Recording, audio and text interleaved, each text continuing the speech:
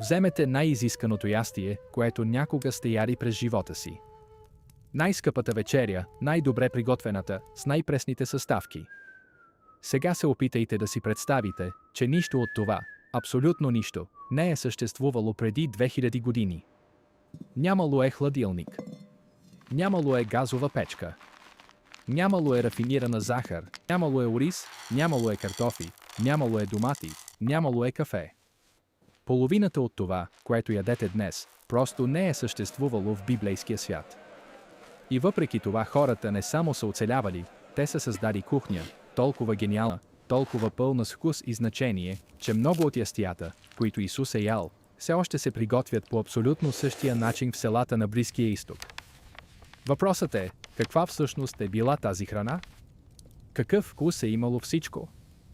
И най-завладяващото, защо Библията споменава конкретни храни повече от 1500 пъти? Отговорът ще промени напълно начина, по който четете писанието. Нека започнем с най-основната храна, най-свещената и най-присъстващата в цялата Библия. Хлябът. Но забравете хляба, който познавате. Забравете онзи пухкав, бял хляб от пеканата с хрупкава коричка. Хлябът от времето на Исус няма нищо общо с това.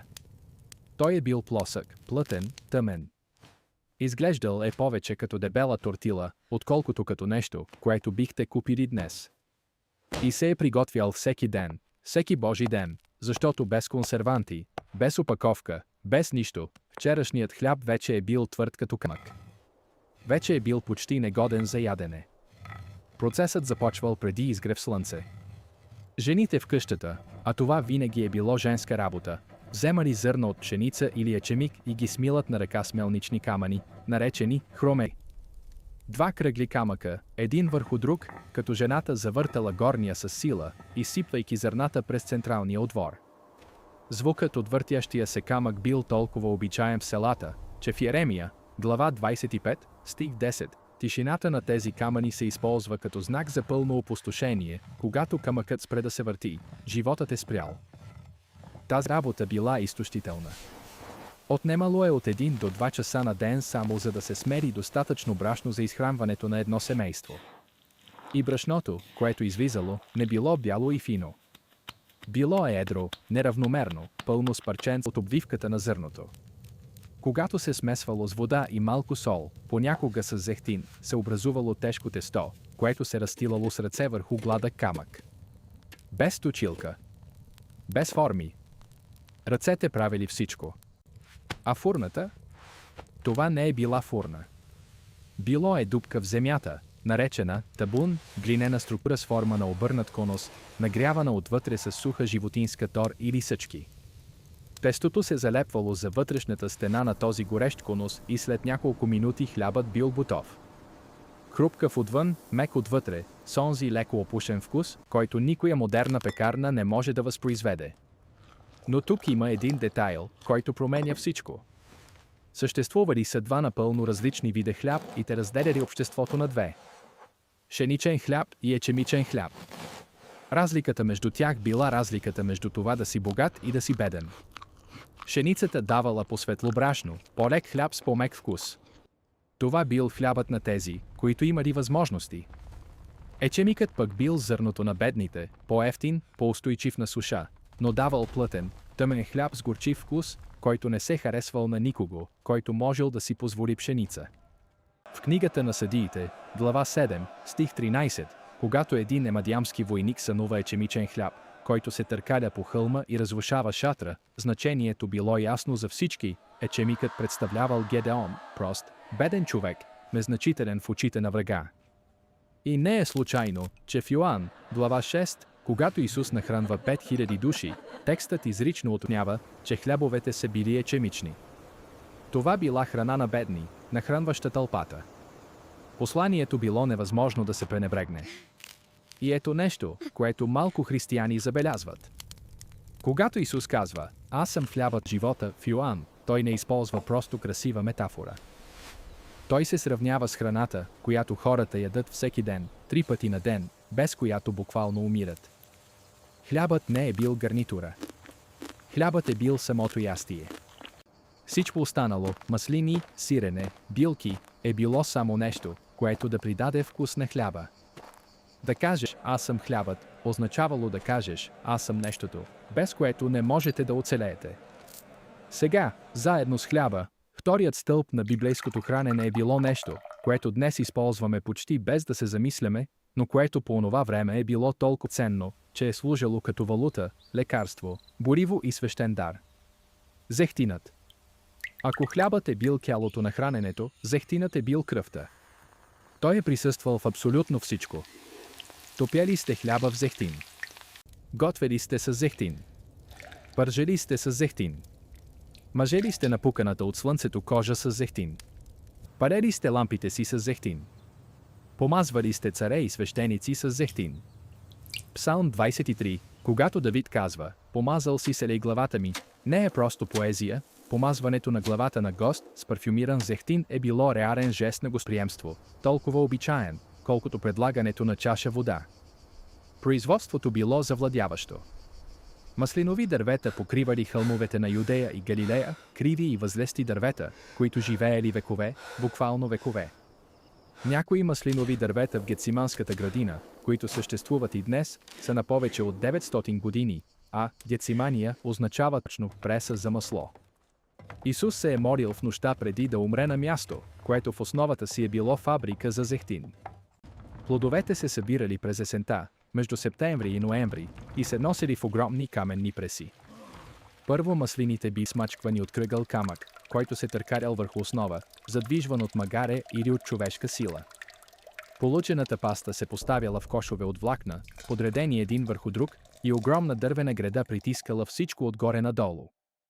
Зехтинът се стичал бавно в каменен резервоар, изкопан в земята. Първият зехтин, който излизал от първото пресоване, без прекомен натиск, бил най-чистият, най-светлият, най-скъпият. Той бил запазен за храма, за ритуалите, за трапезите на богатите. Следващите пресувания давали все по-мътен и кисел зехтин, използван за готвене, за осветление и от тези, които не можели да платят за най-доброто. Археологически разкопки в Тел Емикне, древния крон на филистинците, разкриват повече от 100 индустриални преси за зехтин, истинска производствена линия, която снабдявала целия източен средиземноморски регион. Зехтинът бил петролът на древния свят. Който контролирал маслините, контролирал икономиката. Ако това ниво на детайлност за библейската храна отваря очите, харесайте това видео сега, за да достигне то до повече хора, които трябва да научат тази история. Сега, третият елемент от библейската хранителна туица, и може би най-изненадващият. Виното. И преди някой да си помисли, че говорим за гроздов сок, нека изясним нещо веднага. Библейското вино е било ферментирало вино. С алкохол. Процесът на ферментация е бил неизбежен по онова време. Без охлаждане гроздовият сок започвал да ферментира в рамките на часове след изтискването му. Не е имало практически начин гроздовият сок да се запази пресен за повече от 1-2 дни в жегата на Близкия изток. Така че когато Библията говори за вино, тя говори за алкохолна напитка.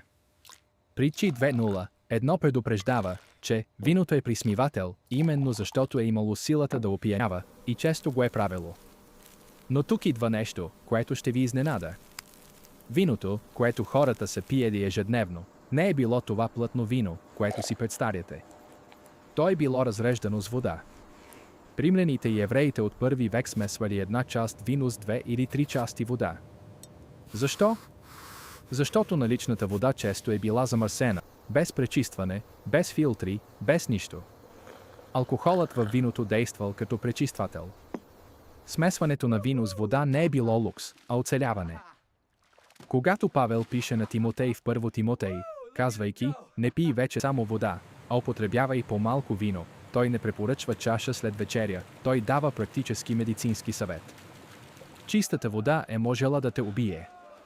Разреденото вино те е поддържало жив, гроздето се тъпчело с крака в каменни линове, плитки резервоари, изкупани в скалата, обикновено на върха на хълмове близо до лозята.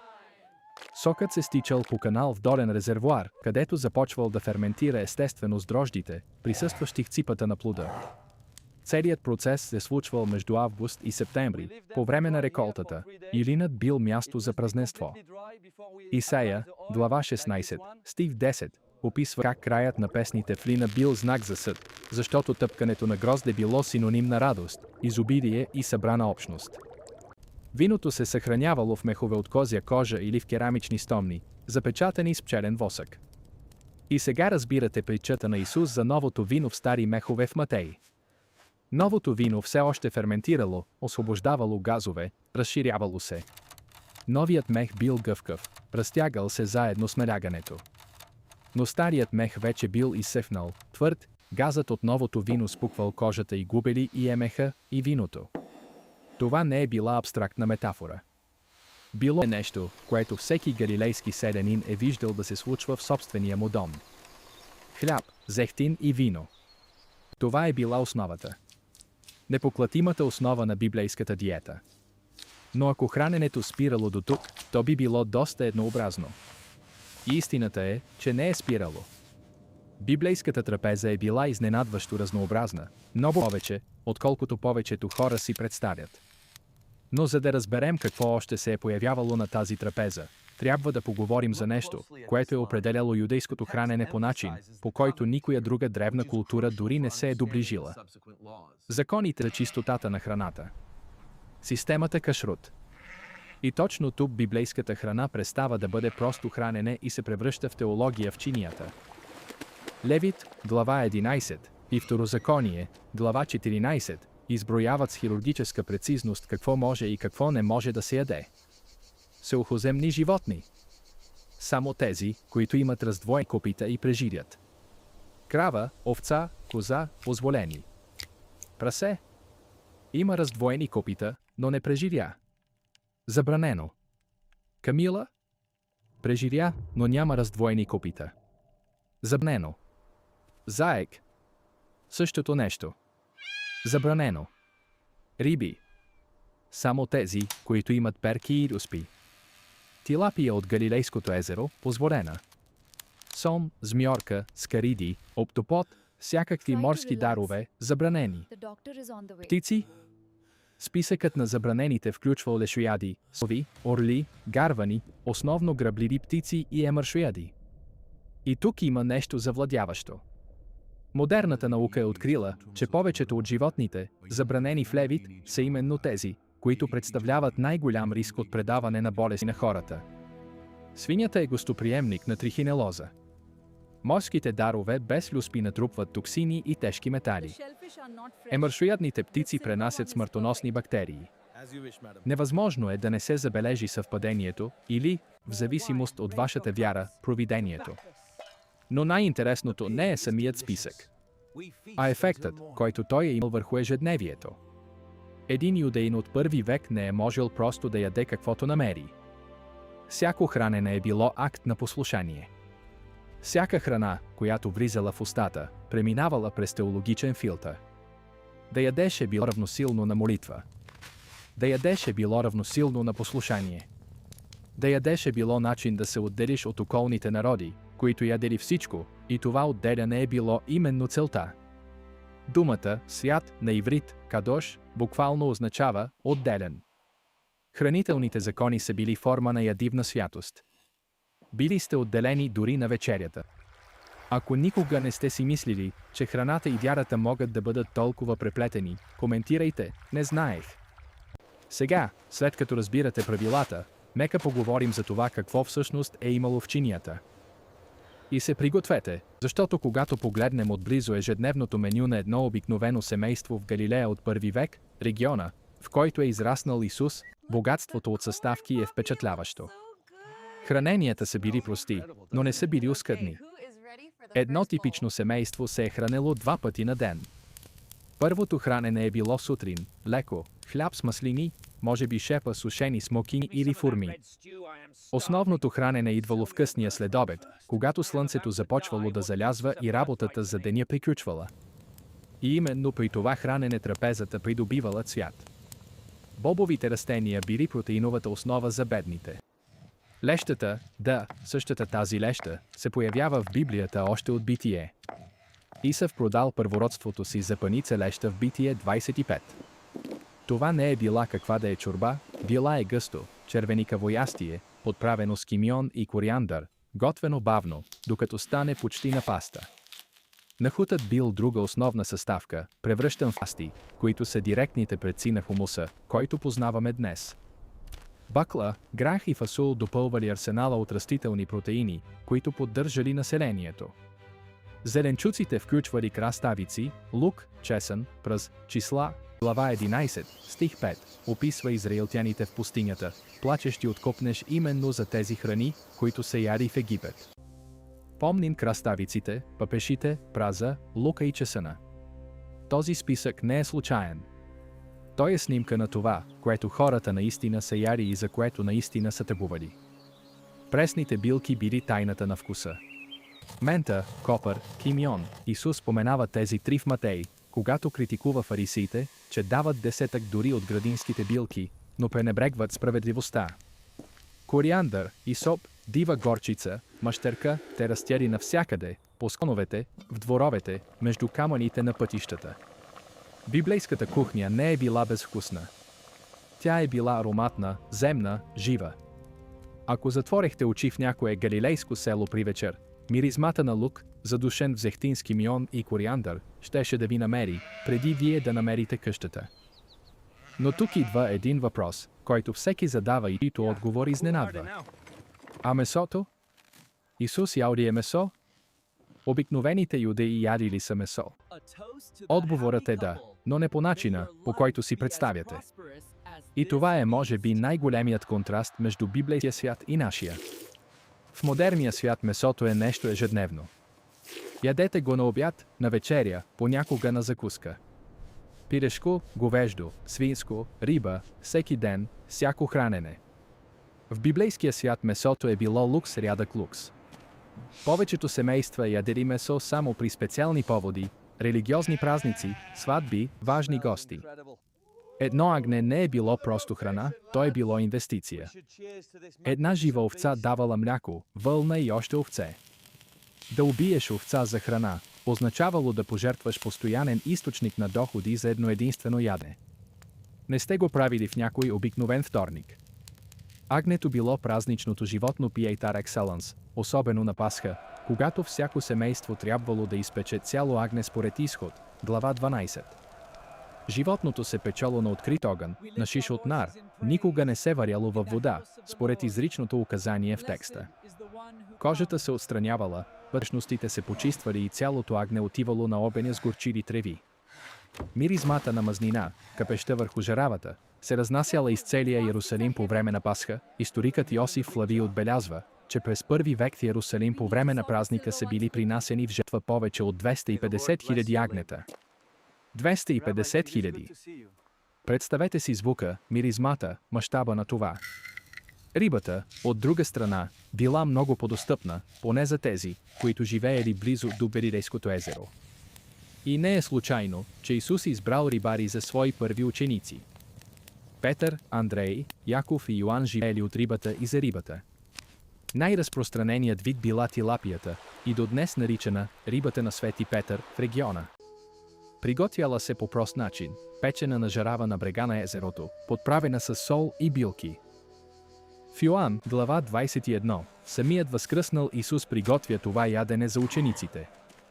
Когато слязоха на сушата, видяха там разпалена жарава и на нея сложена риба и хляб. Това е една от най-човешки красивите сцени в Новия Завет, въплътеният Бог, готвещ закуска на брега на езерото. Рибата също така била консервирана в сол. Град е Магдала, откъдето идвала Мария Магдалена, бил известен именно с индустрията за солена риба. Името Магдала идва от ивритското Емигдал, кула, но градът бил известен и с гръцкото си име Тарихея, което буквално означава място за солена риба. Най-известната Мария в Новия Завет идвала от град, който миришел на пушена риба. Но частта от библейската диета, която най-много изненадва съвременните хора, е сладостта. Защото без рафинирана захар, захарната тръстика щяла да стигне до Близкия изток едва векове по-късно. Как хората са задоволявали онова желание за сладко, което всеки човек има? Отговорът е мед и плодовете. И когато Библията описва обещаната земя като земя, в която текат мляко и мед, в Изход 3:8, тя не преувеличава. Медът бил захарта на древния свят. Див мед, събиран от кошери в скални пукнатини и стволове на дървета. Точно това е ял Йоан Кръстител в пустинята според Матей 3:4, див мед и акриди. Но е имало и мед, направен от форми, гъст, тъмен, интензивно сладък сироп, получен чрез варене на озрели форми във вода и редуциране на течността до сироп. Много учени вярват, че голяма част от библейските препратки към мед всъщност се отнасят за този сироп от форми, а не за пчелен мед. Плодовете били в изобилие и разнообразие. Смокините, пресни през лятото, сушени през зимата, били толкова важни, че проклинането на семоковницата от Исус в Марк, глава 11, било акт на съкрушителен символизъм. Наровете, със своите стотици червени семена, били символ на плодородие и просперитет. Одеждите на първосвещеника имали нарове, избродирани по подгъва. Прясно грозде, стафиди, форми, орехи, бадеми, шамфъстък. Битие изброява шамфъстъка и бадемите сред най-добрите продукти на хананската земя, изпратени като подарък на управителя на Египет. И ето нещо, което свързва всичко. Всяка от тези храни, хлябът, зехтинът, виното, медът, плодовете, билките, агнето, не е била просто храна. Тя е била език. Била е теология. Била е идентичност. Когато Исус разчупил хляба и казал, това е моето тяло, всеки човек в онази стая разбрал тежестта на това по начин, който ние, с нашите индустриални храни, едва успяваме да проумеем. Той вземал най-същественото нещо от живота им, храната, която майките им смилат със собствените си ръце всеки ден преди зазоряване, и казвал, аз съм това за вас. Аз съм тази необходимост. Аз съм този ежедневен труд. Аз съм тази прехрана, без която не можете да изкарате нито един ден. Но хлябът и виното на трапезата били само половината от историята. Защото начинът, по който хората се хранели, позицията на тялото, кой къде седял, какво означавало да бъдеш поканен или изключен от хранене, това било толкова важно, колкото и самата храна. И именно в тази част повечето картини и филми за Библията грешат напълно. Забравете образа на Тайната вечеря, който имате в главата си. Леонардо да Винчи е нарисувал 13 мъже, седящи на столове зад висока маса в европейски стил от 15 век. Реалността е била радикално различна. През първи век юдеите в Галилея и Юдея вече били приели гръкоримския обичай да се хранят излегнати. Не седнали. Излегнати. Тялото лежало настрани върху възглавници или рогоски на пода, подпряно на левия лакът, с дясна ръка, свободна да взема храната. Масата, когато е имало маса, е била ниска, близо до пода, и гостите били разположени около нея във формата на буквата Ю, подредба, наречена триклиниум. Позицията, в която сте се излягали, казвала всичко за вашия социален статус. Най-почетното място било отдясно на домакина. Мястото отляво било второто по важност. И така нататък. Когато Исус казва в Лука 1:4-8, когато те поканят на сватба, не лягай на почетното място, той говори за реална, конкретна ситуация, която се е случвала всяка седмица. Борбата за места на масата била постоянна, и Исус е използвал, за да научи на смирение по начин, който всеки там разбирал много добре. И именно в този контекст онази сцена от Йоан 13 придобива съвсем ново измерение. На Тайната вечеря текстът казва, че ученикът, когото Исус обичаше, се беше облегнал на гърдите на Исус. Ако и двамата са били излегнати в римски стил, това означава, че Йоан буквално е лежал с гръб, опрян в гърдите на Исус. Това е била позиция на изключителна близост, запазена с най-близкия приятел. Това не е била официална маса със столове. Било е нещо много полично, много по-човешко, отколкото всяка ренесансова картина е успяла да улови. И храната не е била в индивидуални чинии. Това е друга грешка, която пренасяме от нашия свят в древния. Не е имало отделни чинии за всеки човек. Храна се е сервирала в големи общи плата в центъра на масата или в центъра на кръга от излегнати хора, и всички са яли от едно и също плато с ръце. Парчета хляб се използвали като лъжица, потапени в яхнията, зехтина, в пастите от нахут. Когато Исус казва в Матей, онзи, който топна с мене в блюдото, той ще ме предаде, той описва сцената буквално, Юда е потапял хляба в същото плато като Исус. Този акт на съвместно хранене от една чиния с ръце е бил завет. Било е доверие. Било е общение в най-физическия и първичен смисъл на думата. Да предадеш някого, с когото си разчупил хляб и си споделил птото, се е считало за най-ниското ниво на предателство в културата на Близкия изток и продължава да бъде така и днес. Ето защо предателството на Юда носи тежест, която надхвърля парите. Той не просто предаде Исус. Той наруши завета на трапезата. Ако вярвате, че разбирането на този контекст напълно променя начина, по който четем Библията, коментирайте, променя всичко. Сега, имаше едно нещо на тази трапеза, за което трябва да поговорим, и което директно свързва библейската храна с здравето, икономиката и дори геополитиката на древния свят.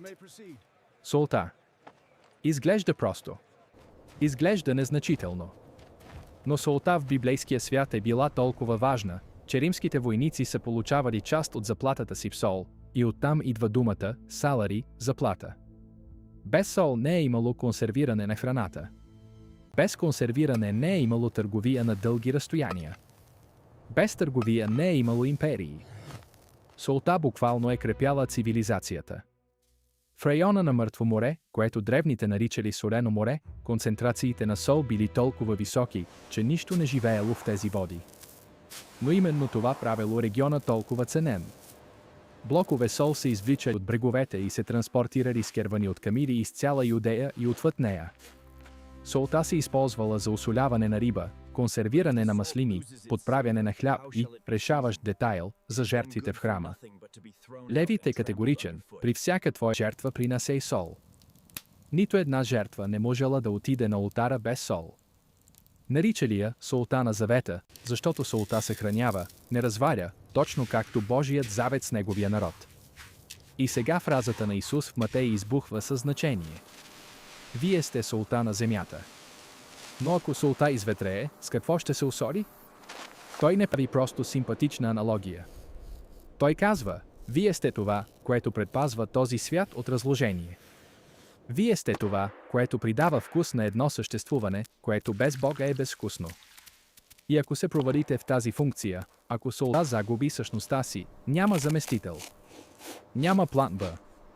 Но тук идва един технически детайл, от който побиват тръпки.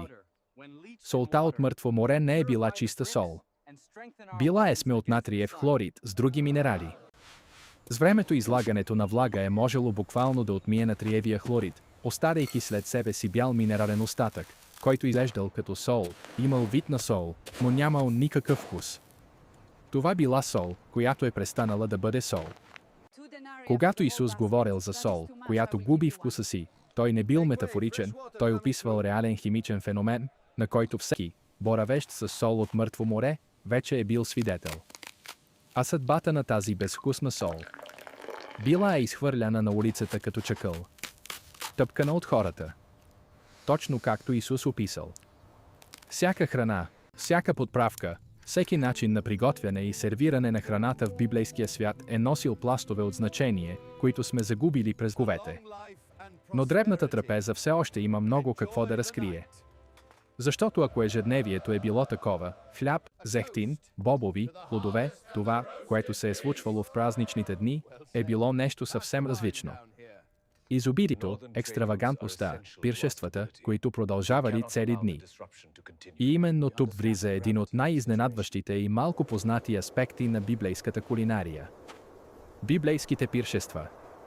Ако ежедневното хранене е било акт на оцеляване, подправен с вяра, то пиршеството е било експлозия на храна, на смисъл, на политика, на власт. И Библията е пълна с тях.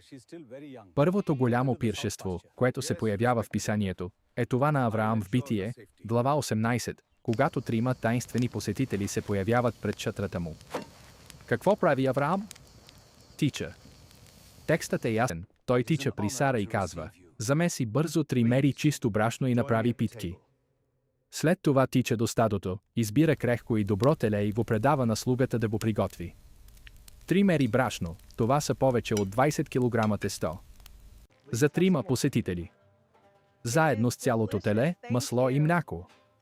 Това е било абсурдно количество храна. Но не е било преувеличение. Било е гостоприемство. В древния свят щедростта на трапезата е била мярка за честа на човека. Да бъдеш стиснат с храната, означавало да бъдеш стиснат със собствената си репутация. И когато посетителят бил неочакван, както в този случай, правилният отговор бил да предложиш най-доброто, което имаш, без колебание, без пресметливост. Тази култура на радикално гостоприемство оформяла всички пиршества в библейския свят. Когато сте били поканени на пиршество, не сте носили нищо. Домакинът осигурявал всичко, и всичко означавало буквално всичко. На вратата слуга измивал прашните ви крака от пътя. Друг носел благовонен зехтин, за да помаже главата и лицето ви. Точно за това говори Исус в Лука, когато упреква фарисея Симон: влязох в къщата ти и ти не ми даде вода за краката. Не помаза главата ми седей. Симон се бил провалил в най-основния протокол на гостоприемството. Поканил Исус да яде, но не го бил приел истински. И всички на масата знаели това. Било е пресметнато унижение, и Исус го изложил публично. След измиването на краката и помазването, гостът бил отвеждан до мястото му в триквиниум. И тогава храната започвала да пристига. Не наведнъж. Официалното пиршество следвало последователност. Първо идвали предястията, подправени маслини, пасти от бобови растения, консервирани зеленчуци, пресен хляб с зехтин, ароматизиран с билки. След това идвали рибните ястия, обикновено печени или варени в билкови сосове. След това местните ястия, агнешко, ярешко, понякога гълъби или пътпадъци. А между едно ястие и друго – вино. Винаги вино. Пиршество без вино било противоречие в понятията. И то стана дума за вино, време е да се върнем към тази напитка с по-голяма дълбочина, защото на пиршествата тя играела роля, която отивала далеч отвъд утоляването на жаждата. В гръкоримските пиршества съществувала фигурата на архитриклинус, майсторът на церемониите, отговорен за определянето на пропорцията на вода и вино във всеки кръг. В началото на вечерта сместа била по-силна. Когато гостите ставали повесели и по-малко претенциозни, майсторът сменял виното с по-слабо, по-разредено. Това била практична стратегия, никой не забелязвал спада в качеството след няколко чаши. И точно тук чудото в Кана Галилейка в Йоан, глава 2, става толкова шокиращо. Когато виното свършва, социална катастрофа, която би посрамила семейството на младоженеца за поколения наред, Исус превръща водата във вино. Но не в какво да е вино.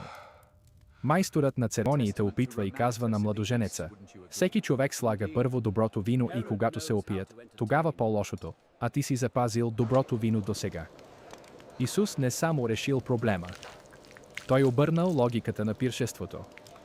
Той предложил най-доброто в момента, в който всички очаквали най-лошото. И ако разбирате динамиката на древните пиршества, осъзнавате, че Йоан не просто разказва за чудо на снабдяването. Той прави теологично изявление за природата на Бога, Бог, който пази най-доброто за накрая, който не следва нисходящата логика на света. Но пиршествата не винаги са били празненство. Понякога са били капани. Пиршеството на Ирод в Марк, глава 6, е един от най-мрачните епизоди в писанието. Ирод Антипа, тетрархът на Галилея, същият, който управлявал региона по време на служението на Исус, направил голямо пиршество за рождения си ден. Гостите били генерали, офицери, най-важните мъже на Галилея. Храната била най-добрата, която парите на един римски управител можели да купят: вносни меса, фини вина от Италия, екзотични плодове от Египет. И по средата на празника дъщерята на Иродиада танцувала. И угодила на Ирод толкова много, че той обещал да яде каквото и да било, дори до половината от царството си. Искането, по наставление на майка й, главата на Йоан Кръстител на поднос. На поднос. Текстът използва същата гръцка дума, пинакс, която обозначавала чиниите за сервиране на храна на пиршеството. Главата на един пророк, сервирана в същия тип съд, в който пристигали местните ястия. Непристойността на този образ е преднамерена. Марк иска да почувствате отвращение. Иска най-луксозното пиршество в Галилея да стане най-отвратителното. Трапезата, която трябвало да бъде място на общение, станала място на екзекуция. Храната и смъртта, рамо до рамо в една и съща чиния. И това ни води до една от най-дълбоките и най-малко изследвани теми в Библията – пиршеството като метафора за Божието царство. Защото Исус не използвал храмове, тронове или армии, за да опише небето. Той използвал трапеза. В Матей 22 Небесното царство се сравнява с цар, който приготвил сватбено пиршество за сина си. В Лука 14 Исус разказва притчата за голямото пиршество. Един човек приготвя великолепна вечеря, но поканените си измислят извинения и не идват. Тогава той праща да повикат бедните, недъгрите, слепите, куците от улиците и сукаците на града. В Лука 13 Исус казва: ще дойдат от изток и запад, от север и юг и ще седнат на трапеза в Божието царство. Образът е винаги един и същ: богата трапеза. Отворени места. Неочаквани хора, които биват канени. Хора, които обикновено не биха имали достъп до пиршество. Бедните, маргинализираните, чужденците, изведнъж седнали на почетните места. Това е пълно обръщане на логиката на пиршествата в древния свят, където позицията ви на масата отразявала позицията ви в обществото. На трапезата на Исус последните щели да бъдат първи. И той не само учил на това, той го практикувал. И тази практика предизвиквала скандал. Истински, конкретен, повтарящ се скандал. Защото в света на първи век храненето с някого било акт на социално валидиране. Не сте яри с всеки го. Храненето с някого означавало, че го считате за свой равен или поне за приемлив. Фарисеите имали изключително строги правила за това с кого може да се сподели хранене. Да ядеш с публичен грешник, събирач на данъци, проститутка, езичник, означавало да се оскверниш. Означавало да съсипеш репутацията си. Означавало да станеш нечист чрез асоциация. И какво направил Исус? Ял с всички. Лука 1.5, 1-2 отбелязва: приближаваха се към него всички емитари и грешници, за да го слушат. А фарисеите и книжниците роптаеха, казвайки: този приема грешници и яде с тях. Забележете, проблемът не бил, че Исус говорил с грешници, а че той ял с тях. Трапезата била линията, която не се пресичала. И Исус се пресичал толкова често, че критиците му го дефинирали чрез това. В Матей 11 те го нарекли човек многоядец и винопиец, приятел на емитарите и грешниците. Това било обида, базирана на трапезата. Цялата критика била съсредоточена върху това с кого и как се хранел Исус. И не била само компанията. Било е значението. Когато Исус седнал на трапезата с Закхей в Лука, глава 19, началник на емитарите, човек, когото цялото общество презирало, той не изнесъл реч за прошката. Не цитирал писанието. Той просто казал: днес трябва да отседна в къщата ти. И отишъл да яде. И този акт, сядането, излягането, разчупването на хляба, потапянето в същото плато, бил достатъчен. Закхей разбрал. Трапезата казала това, което 1000 проповеди не биха казали: ти си приет. Ти си добре дошъл. Ти принадлежиш. Още преди Закхей да обяви, че ще върне четворно това, което е откраднал, Исус вече бил обявил спасение за дома му. Храненето дошло преди публичното покаяние. Отворената трапеза предхождала моралната трансформация. Това е твърде радикално за повечето религиозни култури и до днес. И точно в този момент трябва да поговорим за едно конкретно хранене. Храненето, което промени историята. Най-известното хранене, най-изобразяваното, най-коментираното в цялата западна цивилизация и същевременно може би най-неправилно разбраното. Тайната вечеря. Но за да разберем какво всъщност се е случило в онази стая в Йерусалим, трябва първо да разберем какво е било Седер Песах, юдейското пасхално хранене, защото тайната вечеря не е била просто някаква вечеря. Била е седер. А седерът е бил и все още е най-ритуализираното, най-хореографираното, най-зареденото със смисъл хранене в цялата юдейска традиция. Всяка храна на масата имала цел. Всеки жест следвал точен ред. Всеки вкус разказвал част от историята на изхода, излизането от Египет, преминаването през Червено море, прехода от робство към свобода. На трапезата на седера имало задължителни елементи. Пасхалното агне, печено, никога варено, с цели кости, според изход 12. Горчивите треви, марор, обикновено хрян и горчива ендидия, потопени в паста, наречена харосет, направена от форми, орехи, ябълки и вино, която представлявала хоросана, който еврейските роби използвали за правене на туфли в Египет.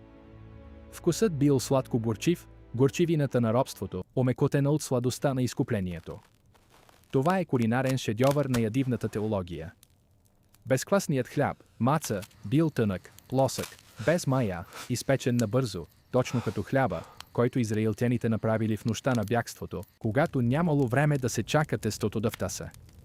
4 чаши вино се сервирали по време на храненето, всяка съответстваща на едно от 4 обещания на Бога в Изход 6. Ще ви изведа, ще ви избавя, ще ви изкупя, ще ви приема за мой народ.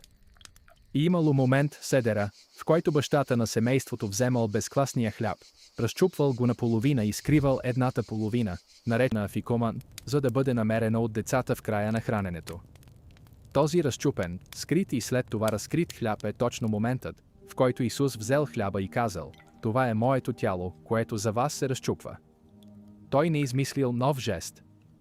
Той взел жест, който всеки юдеин в онази стая вече бил повтарял десетки пъти през живота си, и го изпълнил със значение, което никой от тях не очаквал. Хлябът, който бил разчупван, за да напомня за освобождението от Египет, сега бил разчупван, за да възвести по-голямо освобождение. Тялото, което щяло да бъде съкрушено на кръста на следващия ден. И третата чаша вино, чашата на изкуплението, била тази, която Исус вдигнал, когато казал: тази чаша е новият завет в моята кръв. Това не била първата чаша. Не била последната. Била е конкретно третата, чашата, която съответствала на обещанието: ще ви изкупя. Всеки детайл бил хирургически точен. Всеки жест бил цитат. Всеки вкус на онази трапеза, горчивината на тревите, сладостта на харосета, суровостта на безквасния хляб, топлината на виното, бил пласт от смисъл, насложен върху друг, създавайки момент на теологична плътност, който 2000 години теология все още не са изчерпали. И съществува детайл, който почти никой не споменава. След третата чаша имало четвърта, чашата на завършека, съответстваща на обещанието: ще ви приема за мой народ. Евангелията отбелязват, че Исус казал: няма да пия от този плод на лозата до онзи ден, когато го пия нов с вас в царството на моя Отец. Той не изпил четвъртата чаша. Седерът останал незавършен. Последното обещание останало висящо, в очакване на бъдещо изпълнение, на друга трапеза, на друго пиршество. Онова пиршество, за което Исаия 2:5-6 вече бил говорил векове по-рано: Господ на силите ще направи за всички народи на тази планина пиршество с тлъсти неща, пиршество с вина на дрожди, пречистени. Библията започва с храна, забранен плод в една градина, и завършва с храна, сватбено пиршество в Откровението. Първият акт на човечеството бил да изяде това, което не трябва. Последният акт на историята ще бъде да седне на трапезата с Бога. И между тези две крайности всяко хранене, записано в Писанието, от Авраам, сервиращ теле на непознати, до Исус, печещ риба на брега на езерото, е глава от тази история за един Бог, който избрал трапезата, а не трона, като основно място за среща с човечеството.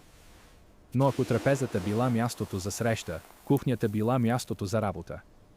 И досега говорихме за храните, за пиршествата, за масите и значенията, но все още не сме влезли в самата кухня. Кой е приготвял цялата тази храна? Как се е готвило без печка, без хладилник, без никаква модерна технология? И защо разбирането на библейската кухня разкрива една от най-големите тихи несправедливости на древния свят? Ако научавате неща, които никога не сте чували в нито една проповед, харесайте видеото сега. Това е вид съдържание, което отнема седмици изследвания за всяка минута видео, и вашето харесване е това, което кара алгоритъма да го показва на повече хора, които трябва да го видят. Сега, нека влезем в кухнята. Кухнята. Нека поговорим за нея. Защото когато си представяте приготвянето на храна в библейския свят, вероятно си представяте нещо рустикално, но смътно приличащо на това, което познаваме, покрита площ, някакъв плод, подредени тенджери. Изтриете този образ. Кухнята на едно обикновено семейство в Палестина от първи век в повечето случаи е била ъгъл в открития двор. Нямало е отделна стая. Нямало е комин. Нямало е плод. Имало е табун, глинена пещ във формата на конус, висока около 60 см, захранвана с суха животинска тор, смесена с слама. Да, тор. Дървата за огрев били лукс в голяма част от региона. Дървесината служила за строителство, за инструменти, за огради. Използването й като ежедневно гориво било разхищение, което малко семейства може ли да си позволят. Така че основното гориво било говежда или магарешка тор, изсушена на слънце и съхранявана на купчини в дворовете. Езекиил, глава 4, стих 15, прави директна препратка към това. Бог позволява на Езекиил да използва говежда тор вместо човешка тор, за да изпече хляба си. Пасажът е странен за нас. За тогавашната публика е бил напълно разбираем. Говеждата тор била стандартното гориво. И процесът на готвене бил бавен. Мъчително бавен. Запалването на табуна отнемало време. Нагряване до правилната температура отнемало още повече време. Тестото за хляба се залепвало за вътрешната стена на пещта, точно както все още се прави в индийския тандур, който е директен наследник на тези древни пещи, и се изпичало за няколко минути от лъчистата топлина. Но преди хлябът да влезе в пещта, брашното трябвало да съществува. И за да съществува брашното, някой трябвало да смери зърното. Всеки ден. Без изключение. Ръчната мелница, два кръгли камъка един върху друг, с централен отвор, през който се изсипвало зърното, се задвижвала ръчно, с непрекъснато въртеливо движение, което изисквало сила в ръцете, гърба и раменете. Исус споменава тази мелница в Матей. Две жени ще менят на мелницата, едната се взема, а другата се остаря. Образът е битов. Ежедневен. Две жени, менещи заедно при първата светлина на утрото, защото мененето на зърно било първата задача за деня. Всеки ден. Мененето на достатъчно количество за изхранване на 6-членно семейство отнемало между 1 и 2 часа. И тази работа се вършила изключително от жени. И тук трябва да бъдем честни за един аспект на библейския свят, който често романтизираме. Приготвянето на храната било женска работа. Без изключение, без редуване, без преговори. Носенето на вода – женска работа. Меленето на зърно – женска работа. Запалването на пеща – женска работа. Емесенето, печенето, готвенето, сервирането, почистването – всичко било женска работа. Оценка на археолози, изследвали селища от периода на Втория храм, изчислява, че една обикновена жена е прекарвала между 4 и 5 часа на ден само в приготвяне на храна. Това без да се брои носенето на вода, събирането на гориво, преденето на тъкани, грижата за децата.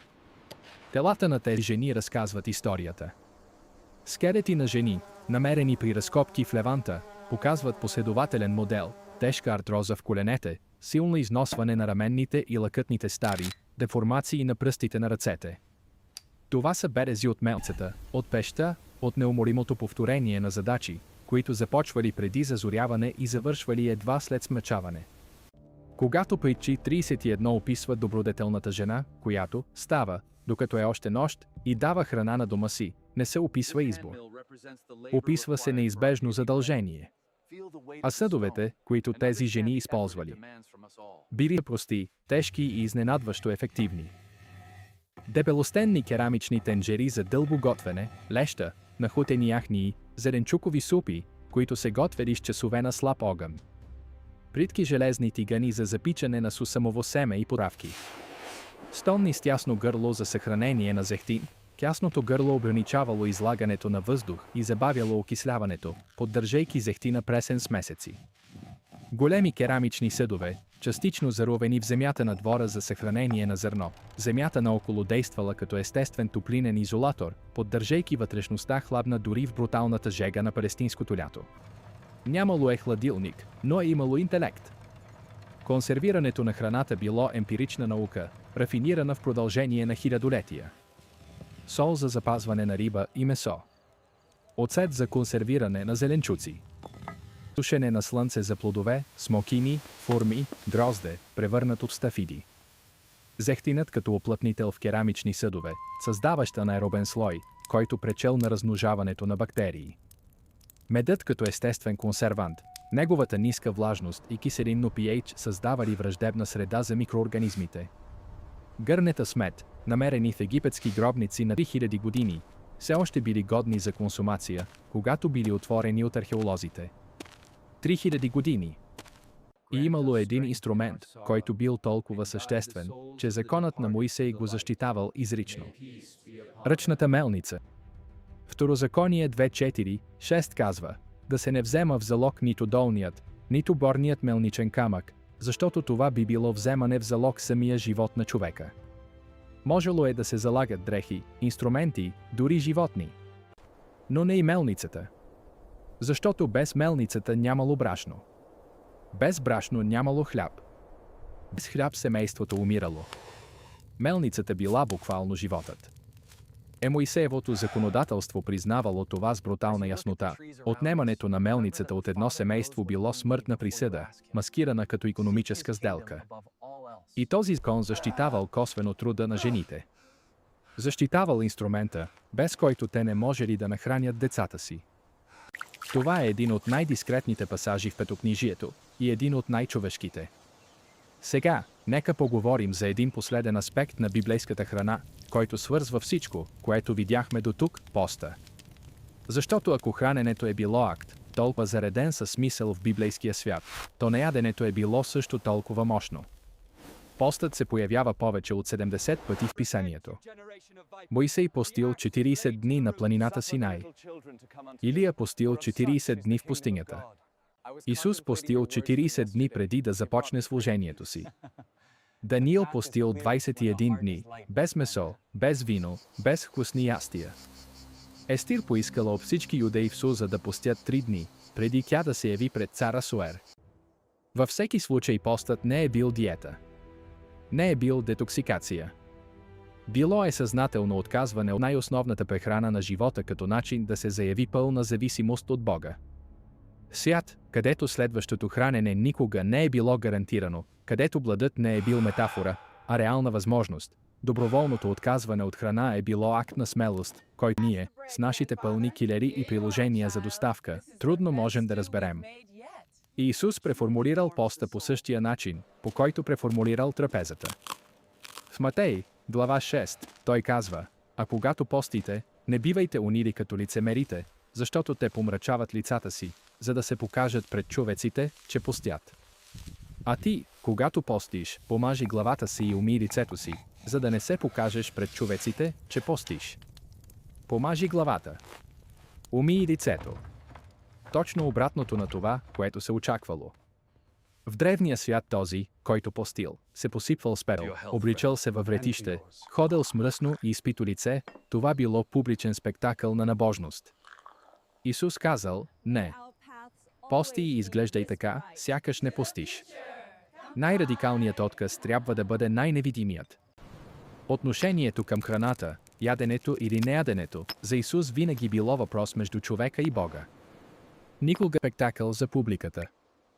И точно тук това пътуване от преди 2000 години се сблъсква с нашия свят.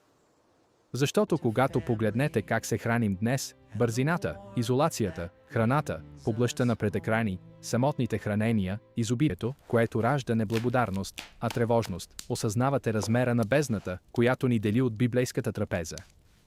В древния свят всяко хранене било общностно. Не сте яри сами. Самотното хранене било знак за траур или за социално изключване. Днес повече от половината хранения в развитите страни се правят в самота. В древния свят храната се приемала с благословия. Нито едно парче хляб не се слагало в устата, без първо да се благодари на Бога, който е направил пшеницата да поникне от земята. Днес ядем автоматично, без да забелязваме какво да вчем, без да регистрираме вкуса, без да принаваме веригата от ръце и труд, която е поставила тази храна в чинията ни. В древния свят трапезата била мястото на принадлежност. Да седнеш на трапезата с някого, означавало да кажеш: ти си от моите. Днес имаме хиляди виртуални приятели и нито една споделена трапеза. И може би най-смущаващият урок от цялото това изследване е следният. В библейския свят храната никога не е била просто храна. Всяко зърно пшеница, смляно от уморени ръце в ранни зори, носело тежестта на оцеляването. Всяка капка зехтин, изцедена от вековно маслиново дърво, носела обещанието за приемственост. Всяка чаша вино, вдигната на пиршество, носела паметта на поколенията, които са били преди нас. Всяко парче хляб, разчупено на масата, носело възможността за общение, шанса да погледнеш друго човешко същество и да кажеш, без думи, споделям това, което имам, с теб. И когато Исус е избрал хляба и виното, най-обикновените, най-скромните, най-ежедневните храни в Палестина от първи век, за да представят Неговото тяло и Неговата кръв, Той не е действал случайно. Той казвал, че святото не живее в изключителното. Живее в обикновеното.